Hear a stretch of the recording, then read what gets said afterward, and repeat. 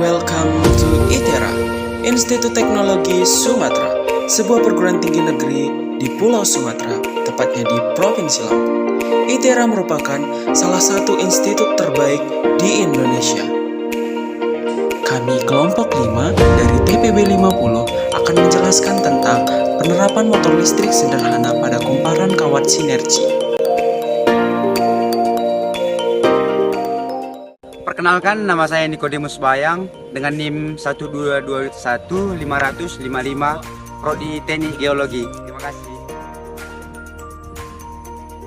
Saya Roy Agustin Siburian dengan NIM 122150040 dari Prodi Teknik Geologi.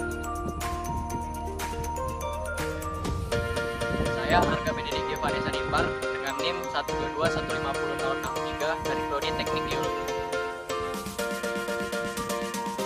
Saya Rangga Prema Praninangin dengan NIM 122250055 dari Prodi Teknik Lingkungan. Saya Bidananta Bilala dengan NIM 122250057 dari Program Studi Teknik Lingkungan. Saya Palmawani Tarigan dengan NIM 122500048 dari Prodi Teknik Lingkungan.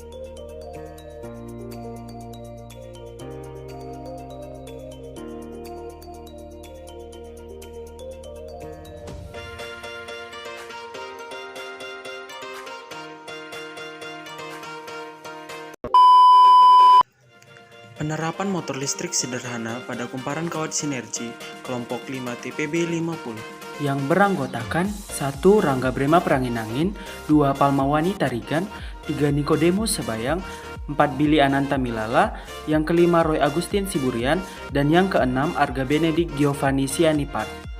Apa sih itu motor listrik? Motor listrik adalah perangkat elektromagnetik yang mengubah energi listrik menjadi energi mekanik. Pada motor DC, tegangan harus diterapkan pada belitan jangkar dan belitan medan untuk mengubahnya menjadi energi mekanik. Pada motor DC juga, lilitan medan disebut starter atau bagian yang berputar. Gerakan mekanis inilah yang secara langsung digunakan sebagai alat yang dapat membantu manusia dalam melakukan berbagai aktivitas. Jika sebuah pengantar yang dialiri arus listrik berada dalam medan magnetik, maka pengantar itu akan mengalami gaya magnetik atau gaya Lorentz. Gaya magnetik atau gaya Lorentz memiliki besar dan arah yang bergantung pada besar dan arah arus listrik, medan magnet, serta sudut antara arah arus dan arah induksi magnetik.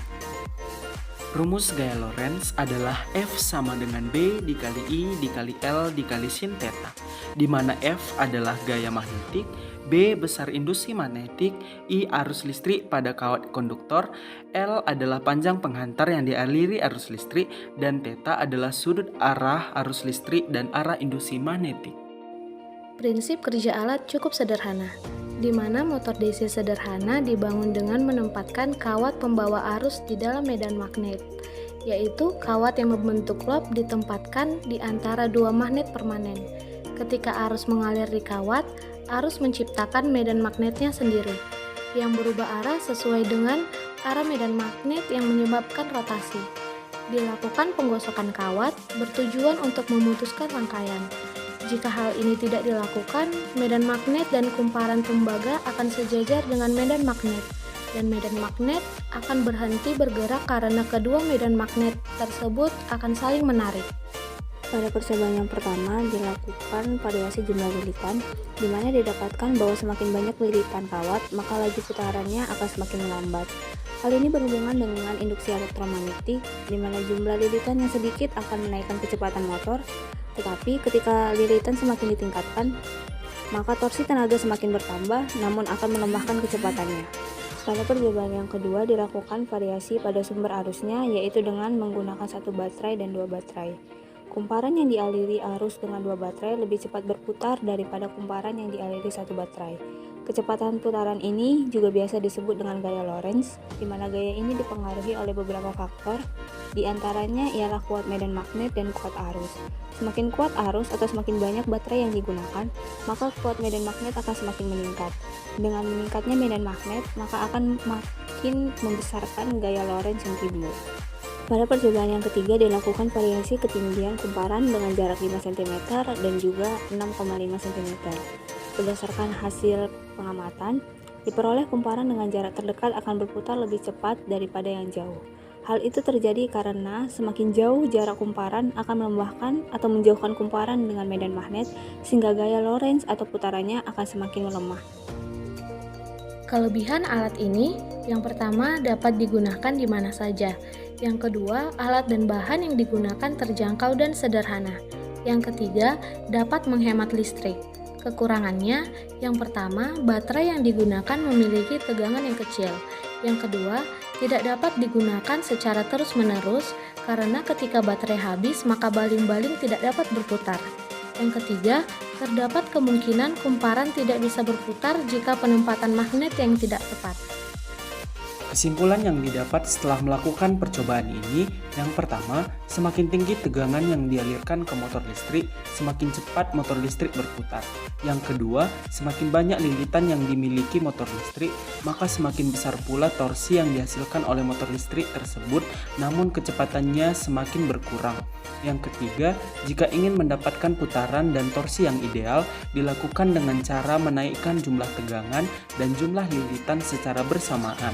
Yang keempat, semakin jauh jarak kumparan dengan medan magnet, maka kecepatan memutar atau gaya Lorentz-nya akan menurun atau melemah.